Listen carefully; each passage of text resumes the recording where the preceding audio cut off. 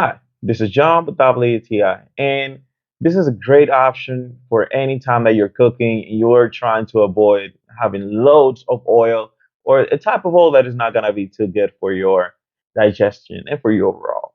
So, this is the Pam Coconut Cooking Spray, and I'm going to tell you why I like this so much. It's just so convenient. Couple of sprays to your pan, it does the job, and it gives you this nice touch, this nice coconut feeling to any one of your meals. So I've used this with my pans just to keep them non-stick and just to do the normal cooking for everything. I use this with my air fryer. So if I'm doing pancakes and I just lay over a coat, so it would put in my plate, non-stick, and it just does the job. It's convenient and it's really nice to actually use. It feels like if you're painting a pan, but the flavor really nice. It's a light coconut feeling. It's not gonna be too overbearing or it's gonna take over the taste of your food. So overall, really good.